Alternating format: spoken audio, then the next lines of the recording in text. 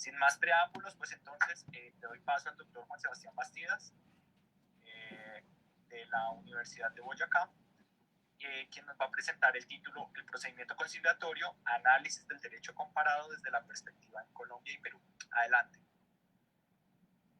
Muy buenas tardes para todos los presentes. Me presento, mi nombre es Juan Sebastián Bastidas Zárate, soy abogado, egresado de la Universidad de Boyacá, profesor de la Universidad de Boyacá.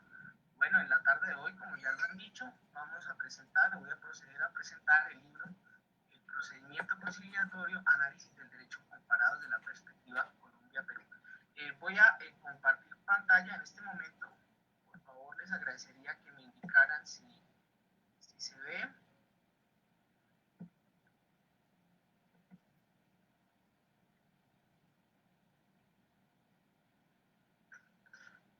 ¿Ya se está viendo la pantalla? Sí, señor. Adelante. Gracias, muy amable.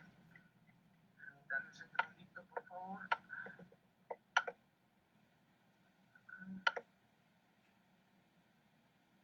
Bien. Entonces, en primer lugar, extender un saludo para todos los asistentes a esta sala, a esta reunión, especialmente los organizadores de la Feria Internacional del Libro Universitario de la Red Nexos. Pues para mí es un motivo de alegría y de orgullo estar aquí con ustedes presentando pues, esta publicación. El nombre, procedimiento conciliatorio, análisis del derecho comparado desde la perspectiva Colombia-Perú. Los autores, Mónica Alexandra Álvarez Mejía, y el suscrito, quien les habla, Juan Sebastián Bastidas Zárate. Tenemos allí en la diapositiva una fotografía de la portada de nuestro libro, así como los datos de identificación, el ISBN y el DOI. Bien, sobre el libro. Es importante decir que este libro nace como un resultado del trabajo realizado por el Grupo de Investigación Sociojurídica del Programa de Derecho y Ciencias Políticas y también fruto de las discusiones y disertaciones que se venían presentando en la clase o en la asignatura de Sistemas Alternativos de Solución de Conflictos del Programa de Derecho y Ciencias Políticas de la Universidad de Boyacá. También destacar que esas disertaciones tuvieron que ver, o una persona que tuvo mucho que ver en esas disertaciones fue un estudiante de intercambio proveniente del Perú, y presente por eso es que surge la idea de construir este libro. Hay que decir que la nueva visión del mundo y la creciente unificación de las culturas, las economías, incluso las legislaciones de los estados, que de manera implícita conllevan el acercamiento de pueblos que pues, en antaño se encontraban aislados o separados por identidades o ideologías distintas. Ese fenómeno de la globalización política, económica, cultural, legislativa ha abierto la posibilidad pues, de unificar criterios en diferentes asuntos. A partir de allí han surgido integraciones de los estados en diferentes temas,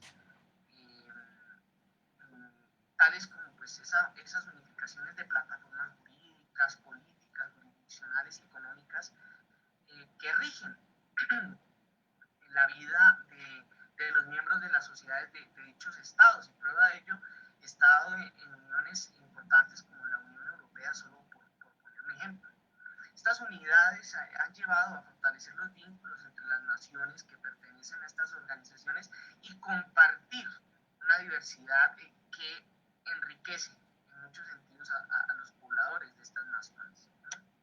En cuanto a la solución de controversias, hay que decir que, pues, que se han venido presentando innovaciones que han sido resultado incluso de esos procesos de globalización. Poco a poco la solución de los conflictos ha venido siendo asumida por las vías del diálogo y la paz. No obstante, en cuanto a esta realidad, pues no se han presentado unificaciones, o al menos no tan cercanas en esta latitud. Entonces, pues eso no permite dar una respuesta a los problemas jurídicos, y sin importar, por supuesto, el territorio en el que nos encontremos. Y precisamente la problemática encontrada radica en esos vacíos en cuanto al estudio, análisis y viabilidad de la implementación de un mismo mecanismo bajo las mismas formalidades en territorios nacionales diferentes. Llama la atención la existencia de una misma figura que funge como mecanismo alternativo de solución de conflictos en Colombia y en Perú, y que a simple vista guarda especial similitud. Estoy hablando, por supuesto, de la figura de la conciliación. Sin embargo, pues, a pesar de esa compatibilidad en cuanto al uso de instituciones jurídicas, no existían estudios, o no muchos estudios, que permitieran plantear la idea de solucionar las controversias de la misma manera en los dos territorios, ¿no? Pues, máxime si tenemos en cuenta que Colombia y Perú guardan similitudes políticas, económicas, sociales y culturales, y por supuesto hasta religiosas que nosotros no podemos negar. Entonces la cuestión radicó en determinar esas similitudes y diferencias de una misma figura que se han venido aplicando, que se ha venido aplicando en dos naciones diferentes, con el fin de formular una estrategia de unificación legislativa, lo que sin lugar a duda podría enriquecer la academia en primer lugar, por supuesto, la teoría, pero que también permitiría el fortalecimiento de relaciones entre países, entre naciones, mediante la implementación de mecanismos alternativos de solución de conflictos como la conciliación. Entonces se planteó una investigación, ¿sí?, que se justificaba en las vicisitudes presentadas en materia legal, en las cuales permiten ver una diversidad de figuras jurídicas que pueden tener quizás un mismo objetivo, tienen un tratamiento diferente en cada nación. Entonces la existencia de los conflictos sociales que sabemos que se presentan en la sociedad, que tradicionalmente son solucionados por los conductos regulares de la justicia, y esa tremenda judicialización de las controversias llevó a que las legislaciones del mundo y por supuesto de América Latina encontraran respuestas alternas que permitieran obtener una solución pronta y efectiva, en la que no solo un tercero decidiera, sino que fueran las mismas partes las protagonistas de la solución. Entonces, surgen esas figuras como la conciliación, en Colombia lo tenemos, y llama la atención de los autores la idea de ahondar en lo que representa esta institución frente a la solución pacífica de conflictos. Entonces, la idea de realizar ese comparativo no podía pasarse por alto. Entonces, resalta una inquietud surgida del análisis del sistema jurídico de Perú, y es que allí la legislación peruana se consagra a la conciliación como de interés nacional. Entonces, pues eso llevó también a que los autores se plantearan la idea de entrar a analizar el porqué de ese interés nacional en cuanto a la conciliación, y poder realizar precisamente esa investigación, ese comparativo, y plantear este texto que pues hoy les estoy presentando. Es claro que el conflicto es una constante en culturas similares. La posibilidad de encontrarse en Perú o en Colombia y poder dar una respuesta efectiva a esa dificultad o desacuerdo llevó a que nosotros como autores nos planteáramos este libro. Esas circunstancias ameritaron un estudio profundo en el que se revelaban las concepciones jurídicas de ambas naciones a la hora de solucionar una controversia mediante un mecanismo alternativo, y a partir de allí presentar una serie de reflexiones teóricas y prácticas. Es la inquietud y la influencia de la globalización, como ya lo he mencionado, la aparición de tratados internacionales, pues que regulan diferentes temas entre países cercanos o lejanos, lo que sembró en los autores la idea de estudiar una figura que permitiera a los profesionales del derecho dar respuesta a las inquietudes de sus clientes en primer lugar, y a la sociedad, y pues darles la oportunidad de ser los protagonistas de la solución de sus conflictos. Y pues de allí la importancia para nosotros en la redacción de este libro, ¿sí?, porque permitirá obviamente a los abogados y a los estudiantes de derecho tener un criterio frente a la solución de controversias que puede ser aplicada en un país o en otro, en este caso en Colombia o en Perú, y que pues por supuesto facilita la movilidad de los profesionales del derecho, quienes contribuyen al fomento del acceso de la justicia o a la justicia en ambos países, y brindan un ejemplo de unidad mediante la implementación de esta figura jurídica, que entre otras cosas es un instrumento de participación y convivencia pacífica. sido las motivaciones o lo que motivó a los autores a investigar, a ahondar en la temática y que en últimas llevó a la redacción, a la publicación de este texto. Pero ahora hablemos un poquito del contenido, grosso modo del contenido de este libro. El libro cuenta con 6 capítulos exactamente. Tenemos un primer capítulo, ustedes lo están viendo allí en pantalla, se denomina El conflicto y las teorías en torno a su origen y tratamiento. Allí pues debemos decir que en primer lugar pues fue objeto de análisis el conflicto y las teorías que explican su origen, priorizando el conflicto jurídico, para a partir de allí comprender el surgimiento de la figura jurídica de la conciliación. De esta manera, en este capítulo encontraremos el concepto del conflicto, así como una breve descripción de las principales teorías que han surgido sobre esta situación, destacándose la teoría marxista, la teoría liberal y la teoría funcionalista. Comprender ese origen del conflicto, como indiqué con anterioridad, permite entender de una mejor manera el porqué de una institución como la conciliación para dar respuesta a esta situación que es inherente a la sociedad, porque el conflicto es inherente a las relaciones sociales. Capítulo 2, mecanismos alternativos de solución de conflictos, aborda el análisis de los mecanismos alternativos de solución de conflictos, sus funciones, la importancia de estos institutos jurídicos, las principales características, su finalidad y las clases que se pueden encontrar en el mundo jurídico. Es claro que la conciliación es un mecanismo alternativo de solución de conflictos, pero para poder estudiarlo se hace necesario analizar también brevemente el significado del mecanismo alternativo y el papel que otras figuras jurídicas juegan en el objetivo de resolver controversias, no solo la conciliación, sino las otras que lo acompañan. Capítulo 3, la institución conciliadora, fines, teorías en torno a su naturaleza jurídica, Colombia y Perú. Ya ahonda más en el tema de investigación, en lo que los autores perseguíamos. Los anteriores capítulos, dijéramos de alguna manera, son introductorios a la temática y son una base para comprender el fin último del texto. Y pues en este capítulo se presenta la figura jurídica de la conciliación, su concepto, su origen tanto en Colombia como en Perú, estableciendo las finalidades perseguidas con la implementación de esta institución en ambos países, así como pues por supuesto las teorías que sustentan su existencia y su razón de ser desde la óptica peruana y colombiana, es decir, cuáles son esas teorías que explican la naturaleza jurídica de la institución jurídica o de esa figura jurídica de la conciliación.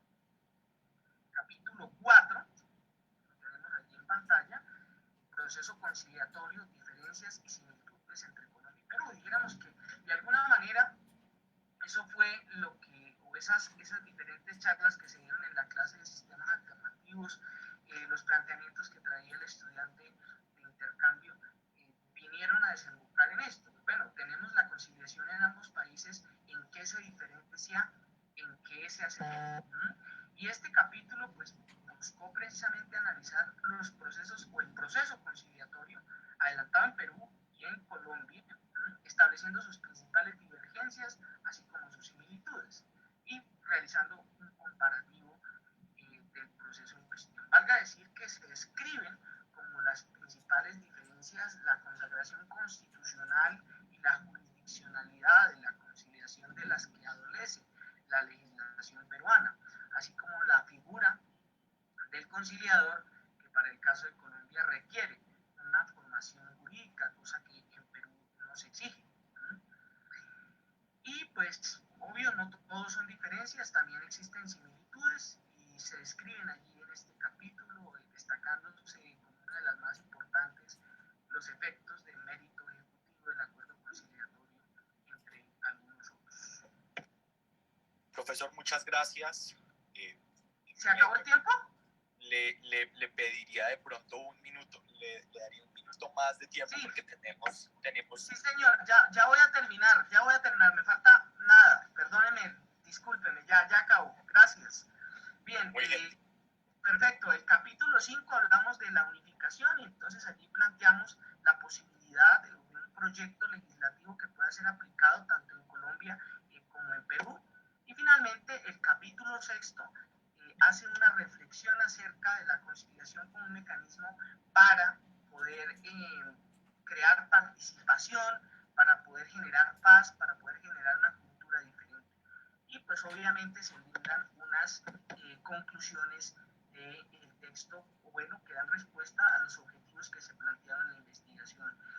Bueno, no me queda otra cosa sino agradecerles a todos por su atención. No sé,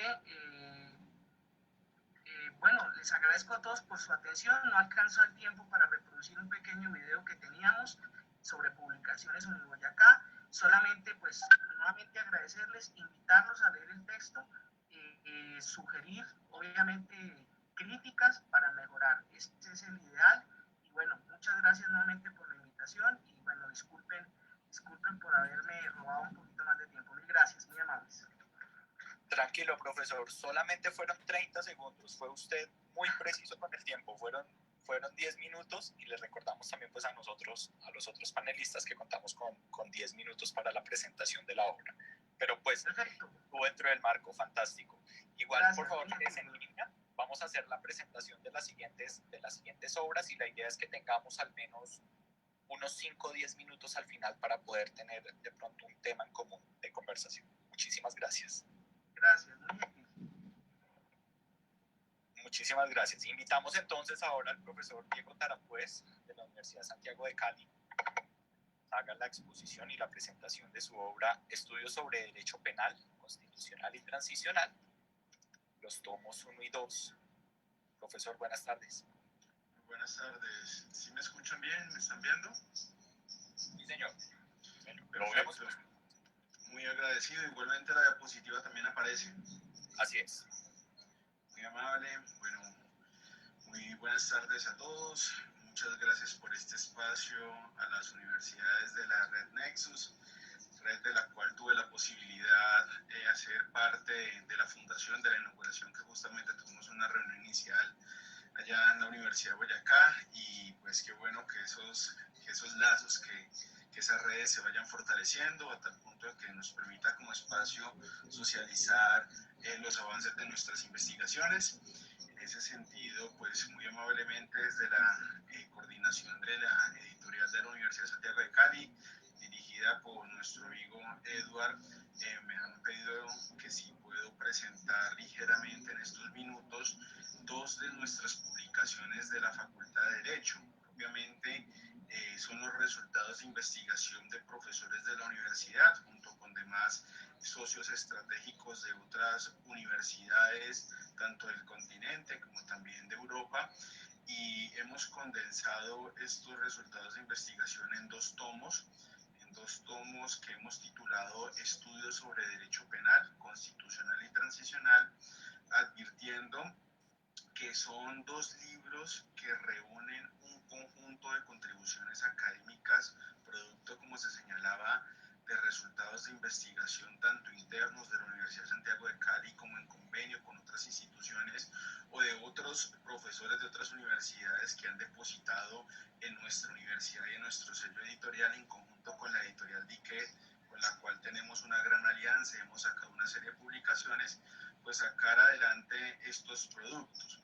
Se trata de dos tomos coordinados en compañía con el profesor Adolfo Murillo Granados, tanto el doctor Adolfo Murillo Granados como quien les habla, Diego Tarapuez Andino. Somos profesores de pregrado de varios años de la universidad y actualmente sobre todo profesores de posgrado en las distintas especializaciones y maestrías, ya que pues ambos nos desempeñamos principalmente como magistrados, el doctor Adolfo como magistrado titular del Tribunal para la Paz e igualmente yo como magistrado auxiliar del mismo tribunal en la JEP. Sin embargo, en nuestras labores académicas e investigativas vinculadas al grupo de investigación GICPODERI, hemos generado toda una línea de investigación con la cual venimos trabajando varios años y en asocio con otros institutos como el Instituto Colombiano de Derecho Penal y Criminología y la Universidad Libre, especialmente la Seccional de Cali. Hemos adelantado durante varios años, más de 10 años, el Congreso Internacional de Derecho Penal y Criminología, y a partir de ahí, no solamente en el ámbito de este escenario de formación, sino también en estos ámbitos de investigación hemos articulado temas, como lo dice su nombre del libro, relacionados, convergentes entre el derecho penal, el derecho constitucional y el derecho transicional o la denominada justicia de transición. En ese sentido, el primer tomo agrupa un conjunto de artículos, un conjunto pues, de capítulos relacionados a los aspectos tanto sustantivos como adjetivos del derecho penal, es decir, algunos aspectos relacionados con cuestiones de derecho penal general, con derecho penal especial, principalmente ligadas al derecho penal económico y empresarial. Pero asimismo tienen que ver mucho con el derecho adjetivo, es decir, con ese derecho procedimental penal, tanto en el ámbito nacional como en el ámbito comparado.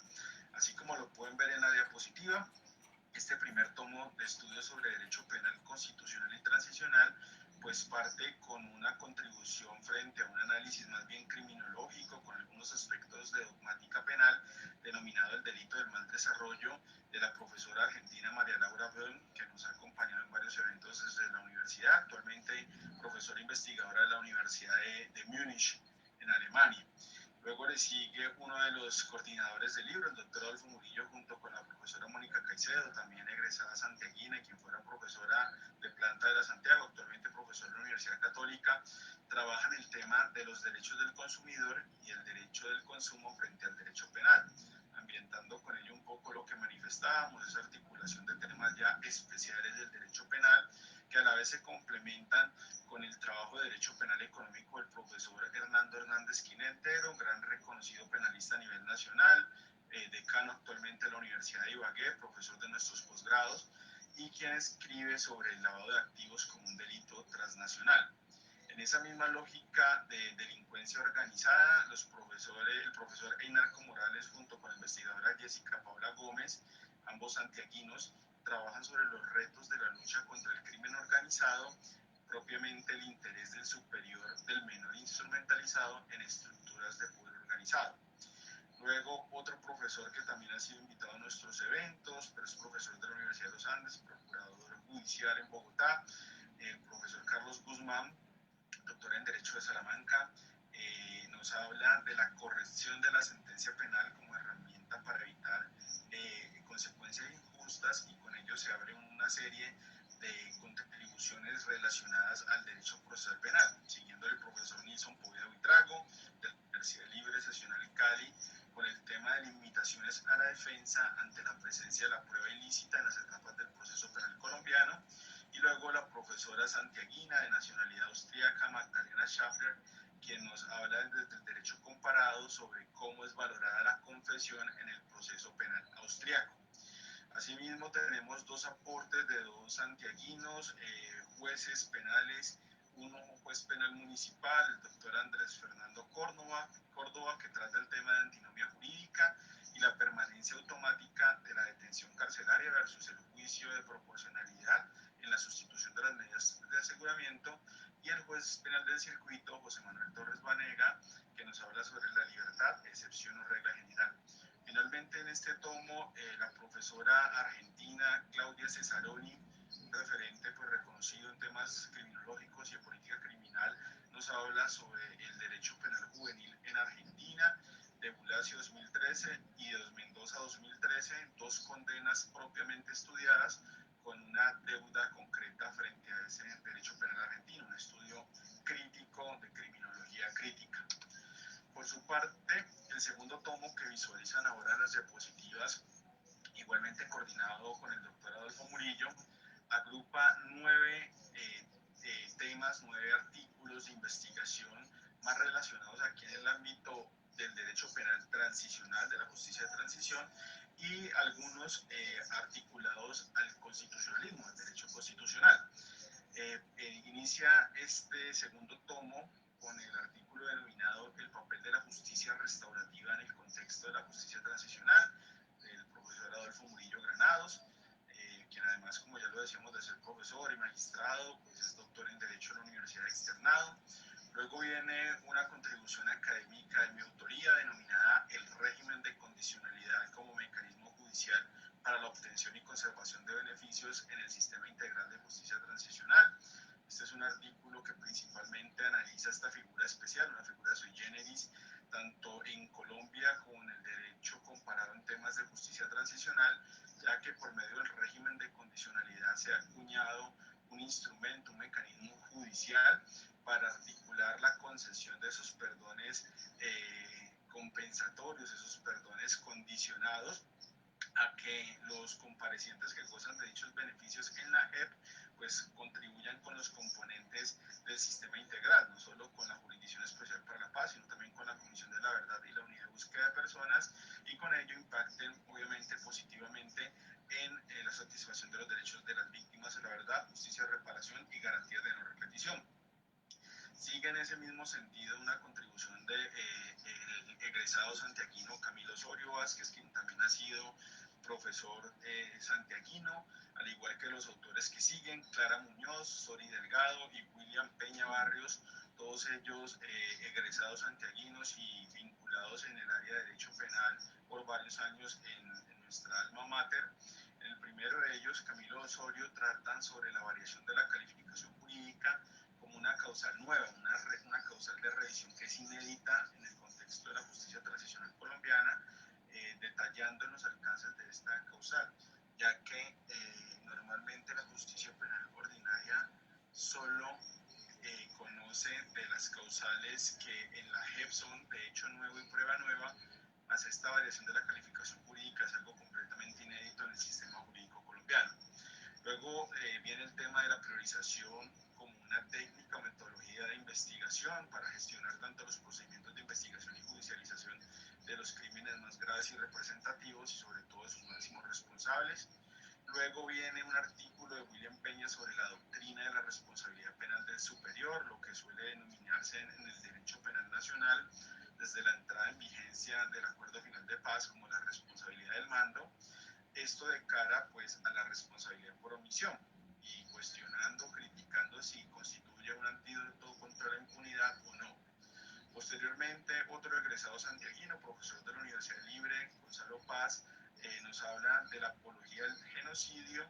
Luego la profesora argentina Natalia Barbero nos trata un tema sobre refugiados y derechos humanos, una situación desbordada, y con ello entramos a las discusiones dogmáticas del ámbito constitucional, a la cual le sigue una contribución del profesor Iván Vila, también de la Universidad Libre en Bogotá, sobre poder disciplinario, garantías constitucionales y eficacia integradora de la Constitución. Por último, en este segundo tomo tenemos el artículo de la profesora brasilera Raquel Lima Escalcón, quien también ya ha publicado anteriormente con el sello editorial de la USC en convenio con la editorial Dique. La profesora Raquel Lima es postdoctora de la Universidad Humboldt en Berlín, actualmente profesora de la Fundación Getúlio en Sao Paulo, Brasil. Nos habla del tema de control de constitucionalidad en efectos concretos de normas jurídicas, brindando pues una propuesta a un modelo a partir de la experiencia alemana, es decir, haciendo derecho constitucional comparado entre el sistema brasilero y el sistema alemán. Ya lo reseñaba, estos dos tomos son producto del trabajo mancomunado de investigadores santiaguinos, junto con otros colegas de otras nacionalidades que nos han acompañado en los distintos posgrados y procesos investigativos de nuestra institución, y pues estamos muy felices de poder compartir a los demás colegas de la Red Nexus, a las demás universidades, los avances de las investigaciones en la Facultad de Derecho. Muchas gracias. Profesor, muchas gracias. Interesante el trabajo de ustedes, esta sumatoria de los dos tomos, el conjunto de contribuciones académicas desde diferentes ópticas, desde diferentes puntos de vista. Lo que hace eso es precisamente ayudar a la socialización del trabajo que ustedes realizan allí y tener diferentes miradas, ¿no? Y teníamos desde el primero la propuesta que nos hacían desde la Universidad de Boyacá, la unificación legislativa y sobre todo el fortalecimiento de las MACs, ¿no? de los mecanismos alternativos de solución de conflictos. Entonces, lo interesante de este panel es tener las diferentes miradas que nos puede ofrecer el derecho en este tema. Quiero darle la palabra ahora a los autores del libro Desafíos del Acuerdo de Paz de la Institucionalidad a la Construcción Social. Ya vimos de manera general, tenemos una mirada desde el derecho desde el derecho penal, pero creo que ahora lo podemos ver ya de manera aplicada en este tomo de la Fundación Universitaria de los Libertadores. Quiero darle la palabra a la doctora Diana Cuadros de Vilches y al profesor Yesid Silva para que nos hagan su exposición de la obra en un término de 10 minutos. Buenas tardes, profesora Diana. Profesor Yesid, ¿cómo les va?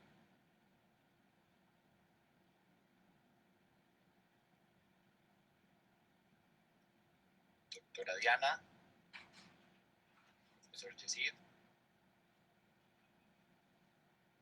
Les pediría que activaran su micrófono porque ya ellos están como anfitriones.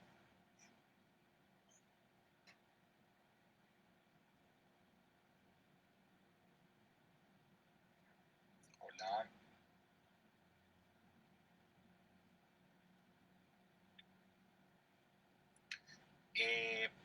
Si yo veo ya al profesor Yesid, no puede abrir el micrófono. Edward, te pediría por favor si podemos habilitar al profesor Yesid Silva, que tiene abierta la cámara en este momento que estoy viendo. Él figura como asistente, más no como...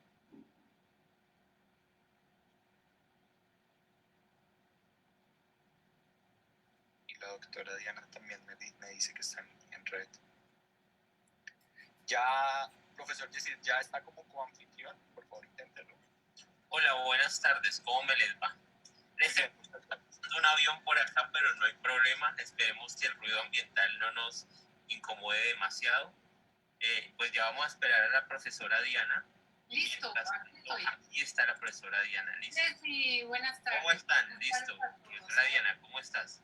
Bueno, el libro que vamos a presentar y que lo va a hacer... Adelante con la intervención de ustedes. La profesora Diana Cuadros es este que tenemos aquí en pantalla, acá, ¿cierto? Donde hay una participación de varios investigadores de la Fundación Universitaria de los Libertadores, pero también co-investigadores de otras instituciones, ¿no? Y pues para mayor claridad dejo que la doctora Diana por favor nos comente un poco más sobre el libro y yo en un momento los vuelvo a acompañar con algunos comentarios. Bueno, muy buenas tardes para todos. Le agradezco la invitación a este evento y su organización a Diego Martínez, por supuesto, coordinador de la editorial de la Fundación Universitaria de los Libertadores, y también agradezco muy especialmente la asistencia de quienes hoy nos acompañan en esta presentación. Recién firmado el acuerdo y ya desde sus primeros meses de andadura, la academia, y con ello digo la mayoría de las facultades de Derecho del país, pues no podían hacer otra cosa que lanzarse a estudiarlo, escudriñarlo, desmembrarlo para descubrir su alma sociopolítica, ideológica, su esqueleto jurídico penal, su musculatura y órganos que le dan movilidad y le permiten desplegarse pues en un entorno adolorido socialmente, enfermo de sectarismo de líderes políticos, pero finalmente donde había y sigue prevaleciendo la esperanza, sobre todo de las víctimas, pues que es tan inspiradora. En nuestro caso, por tanto, no fue una excepción. La publicación del libro Desafíos del Acuerdo de Paz de la Institucionalidad a la Construcción Social, que tuve la satisfacción de coordinar como editora, pues es un ejemplo de ello. Y recoge el resultado de 5 proyectos de investigación de integrantes del Grupo de Derecho y Política de la Facultad de Derecho, Ciencias Políticas y Relaciones Internacionales de nuestra institución. Como bien dice Yesid, también participaron investigadores en alianza con este grupo de investigación. Es importante decirlo para entender el documento que los proyectos se iniciaron con la firma del acuerdo y que recogieron los resultados de su primer año de vida. Entonces, como se puede suponer, viniendo de dónde vienen, pues los contenidos del libro se encuentran en las áreas de conocimiento del derecho y la sociología jurídica, y los une una trama común acerca de la calidad de los desafíos que enfrenta el acuerdo de paz y los organismos que le dan funcionalidad y lo materializan. Sin pretender, pues, ni mucho menos agotarlos en esta publicación, estos desafíos que se recogen en cada capítulo parten de entender el acuerdo como la introducción democrática de nuevas reglas del juego jurídico. reglas, por ejemplo, el primer capítulo, reglas acerca de la reincorporación. En el segundo capítulo, las reglas de cómo se van a establecer los hechos que tuvieron lugar en el conflicto y las respectivas responsabilidades. En el tercer capítulo, los desafíos que plantean las reglas que regulan los espacios de participación que se le dan a las víctimas en la nueva Jurisdicción Especial de Paz. En el cuarto capítulo, las reglas que crean los mecanismos de articulación y coordinación entre la Jurisdicción Especial y la Jurisdicción Especial Indígena. Y el quinto capítulo, finalmente, aborda qué retos enfrenta la educación ante estas nuevas reglas del juego que introduce el Acuerdo de Paz. Estos análisis mencionados los realizan respectivamente los profesores que merecen ser mencionados: Estefanía Costa Páez, el primer capítulo; Natalie Macana Gutiérrez, la suscrita con el tercer capítulo; Diana Cuadros de Vilches; Paula Lucía Arévalo y Yesid Leonardo Silva; y finalmente Diana Angulo Cardona con el último capítulo. Pues a mi entender, humilde entender, lo hayamos hecho mejor o peor, los asuntos que recoge la obra son definitivamente de obligada revisión por una academia responsable con lo que sucede en su entorno y por una ciudadanía que quiera entender pues tanto sufrimiento e injusticias que se seguirán reproduciendo si no se identifican sus causas imparcialmente y sin sectarismos, es decir, poniendo en práctica una verdadera reconciliación democrática que reconozca a la ciudadanía como protagonista de la necesaria reconciliación y pacificación de los territorios. Esto empieza por darle voz y abrirle espacios de participación a las víctimas del conflicto armado en el acuerdo y su materialización en los próximos 10, 15 o 20 años que le queden legalmente de vida. Y con esto abro paso a la presentación del capítulo que me corresponde, Accountability Participativo de las Víctimas en la JEP. En estas páginas se argumenta la participación activa y directa de las víctimas del conflicto en el diseño, funcionamiento y seguimiento de la Jurisdicción Especial a partir de cuatro vías de argumentación para defender esta participación. La primera es a través de la defensa de mecanismos de participación de control al poder público ante las deficiencias de las democracias representativas. Esto es un marco genérico muy amplio, mucho más amplio. Aquí recogemos argumentos empíricos y normativos a favor de la participación ciudadana en el ámbito de la justicia en particular. La segunda vía es mediante los argumentos que sustentan la participación de las víctimas en el derecho penal internacional, los cuales son un referente y compromiso para el Estado colombiano en el diseño y puesta en práctica de mecanismos de justicia transicional, como es nuestro caso. La tercera vía de argumentación es exponiendo la debilitada legitimidad con la que arrancan los organismos encargados de darle vida al Acuerdo de Paz, especialmente la Jurisdicción Especial, a partir de la herencia de desconfianza y decepción que dejaron experiencias como la Ley de Justicia y Paz, una desconfianza que también encuentra fundamento en el escaso recorrido de la Jurisdicción Especial y que justifica la participación de las víctimas como un medio para conjurarla.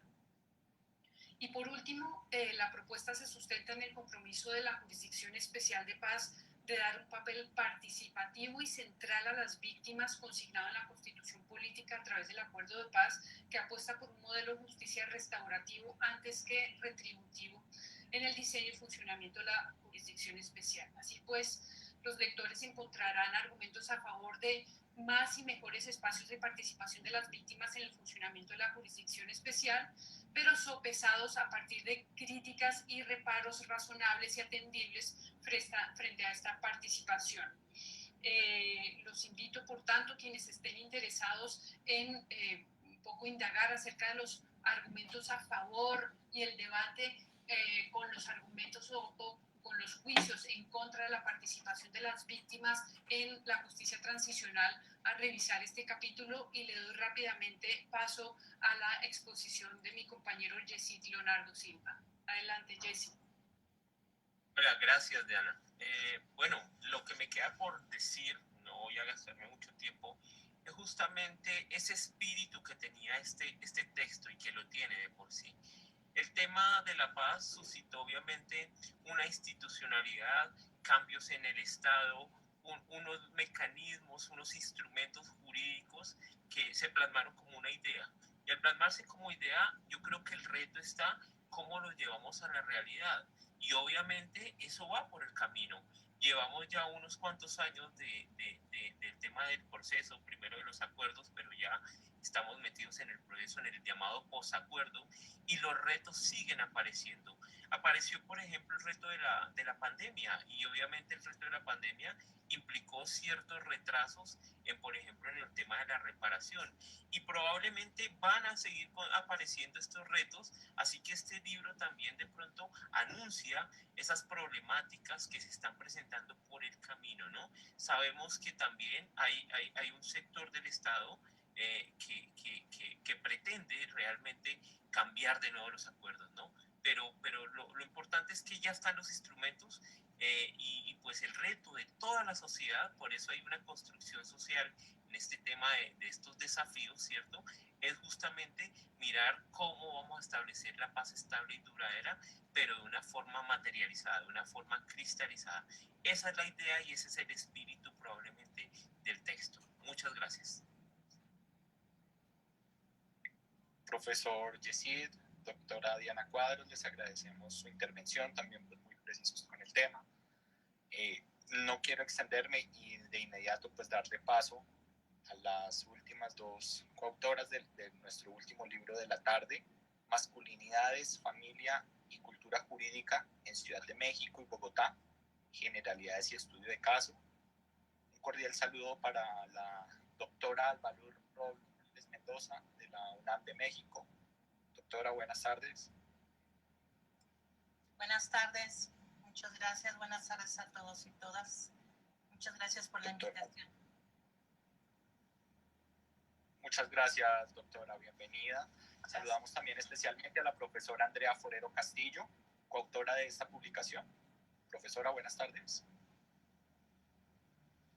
Buenas tardes. Diego, ¿me escuchas?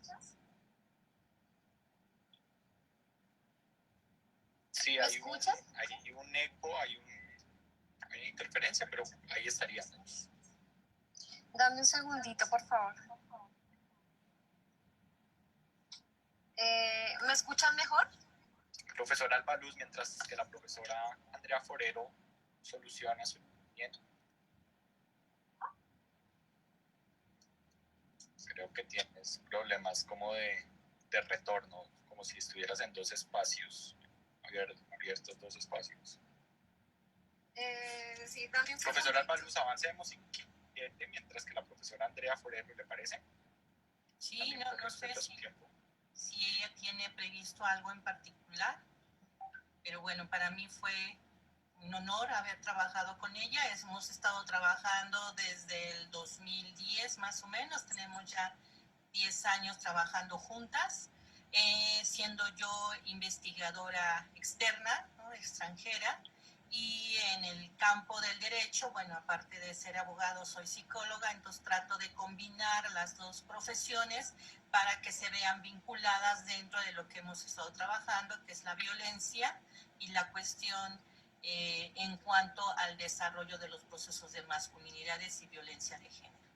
Entonces, en esta ocasión, pues este es un producto de nuestra tercera prórroga, se puede decir, de trabajo. Hemos tenido también capítulos en un libro de Argentina y bueno, lo importante es seguir haciendo estos análisis comparativos entre países, de tal manera que siendo países latinoamericanos, nos encontramos con formaciones e identidades de género, tanto masculinidades como feminidades, muy parecidas, y en cuanto a nuestra historia jurídica, que conforman los procesos de lo que son nuestras familias latinoamericanas, también tenemos esos elementos. Entonces, aquí el libro, pues es en la parte de México, es solo un capítulo, y lo que se trató de hacer ahí es hacer un proceso histórico de cómo las masculinidades en México se han desarrollado a partir de lo que sería el siglo XIX,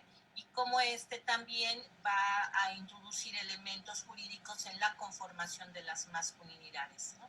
Y entonces el libro habla de la parte tradicional mexicana, básicamente de algunas identidades de género, no solamente la hegemónica, que es la que tiene que ver con todos los que históricamente se manejan como procesos de dominación y de control, como serían las masculinidades machistas, sino también nuevas masculinidades que se están expresando en nuestro país y a nivel latinoamericano. Hablo una en particular, que son las masculinidades o identidades mushes, que son identidades oaxaqueñas, donde se confrontan los procesos de masculinidad y de feminidad. Y bueno, aquí lo importante es que conozcan un poco más de la historia de México y de cómo las estructuras de las masculinidades están en relación con las estructuras jurídicas. En el momento que México hace el cambio para el matrimonio igualitario, entonces da opción a tener nuevas expresiones de masculinidades y eso hace también que se conformen otras familias. Entonces, eso es lo que está a grosso modo en el capítulo de México y bueno, creo que el sostén más importante del libro pues es el colombiano. Entonces, espero que la doctora Andrea ya esté lista para hablar de ello. Gracias.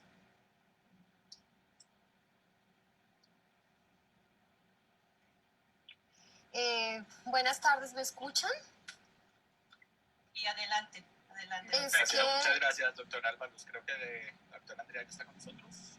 Sí, los escucho, pero no me dejan habilitar la pantalla para poder compartir una presentación. Me dice, el anfitrión inhabilitó la función de compartir las pantallas de los participantes. Nosotros te escuchamos y te vemos, Andrea. Bueno, pero... ¿Quieres ve avanzando? Ok. Ya solucionamos el tema de compartir. Listo. Bueno, entonces, pues darle las gracias pues por esta gestión. Diego, te agradecemos que podamos hacer la visibilización del libro. También a la doctora Albaluz, una vez más mi agradecimiento porque desde que coincidimos en México en un evento hemos logrado pues hacer como un equipo de trabajo y la verdad pues ha sido muy interesante la manera en la que hemos pues podido trabajar.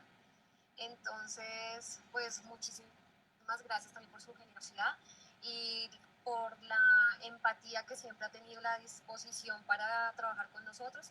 También les recuerdo que tenemos un video sobre masculinidades y también quiero darle un agradecimiento especial a Randy Mora, que es un ilustrador de los mejores que hay en Colombia y que tuvo también como la generosidad de poder trabajar con nosotros y colaborar con la imagen que ustedes ven en el libro.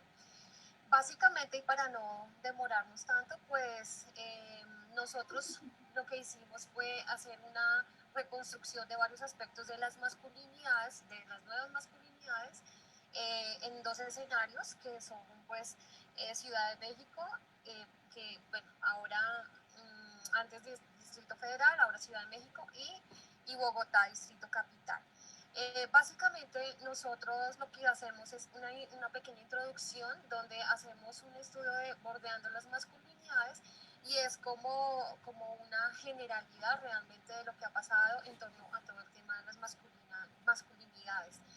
Luego tenemos unos capítulos muy interesantes donde Fernando Ramírez Arcos nos presenta su texto Masculinidades en Colombia, una lectura espacial del género y la sexualidad.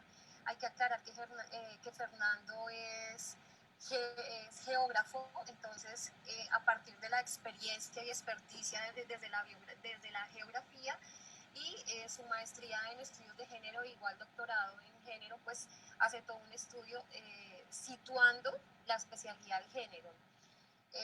Posteriormente tenemos un capítulo de género, masculinidades y justicia constitucional en Colombia de nuestro queridísimo ex magistrado auxiliar de la Corte Constitucional, el doctor Manuel Fernando Quinche, quien hace un trabajo muy juicioso respecto de temas de masculinidad, familia y justicia a partir de un rastreo de sentencias de la Corte.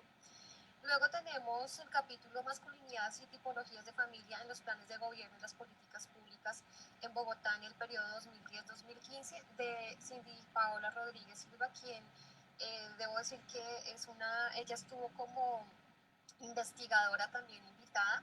Ella hizo todo el recorrido en la institución, ella fue semillerista, luego pasó a hacer pasantía de investigación, joven investigadora, y finalmente la logramos vincular como investigadora externa.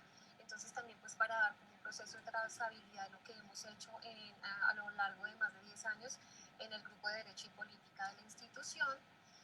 Tenemos otro capítulo de familias y masculinidades en Bogotá para todos, un balance de la administración de Enrique Peñalosa, pues para la época en la que estábamos planeando este proyecto de investigación estaba pues de alcalde Enrique Peñalosa, y también haciendo un poco de eco al convenio que tenemos con la Coordinación de Diversidad Sexual de del distrito, donde también hemos podido trabajar, y también el director anterior participó en nuestra pieza audiovisual. En este momento también seguimos trabajando. En el mes de agosto tuvimos un evento sobre transfeminicidio, entonces pues como para también evidenciar como el trabajo que hemos hecho y que ha logrado pues salir de las aulas de las academias. Y tenemos el capítulo de las masculinidades en Ciudad de México y su influencia en la construcción del concepto de familia y la cultura jurídica, del cual pues ya hizo la presentación la doctora Albaluz. Y tenemos nuestra discusión final, que es a partir de lo que pues logramos concluir y lo que logramos como evidenciar y visibilizar a lo largo de la investigación.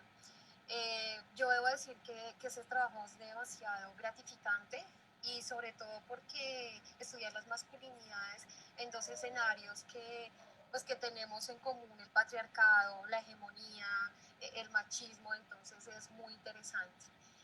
De nuevo pues quiero agradecerles a todas las personas que nos han colaborado, de nuevo a la doctora Albaluz, muchísimas gracias por su generosidad, por su tiempo, por la disposición para estar siempre como presente con nosotros.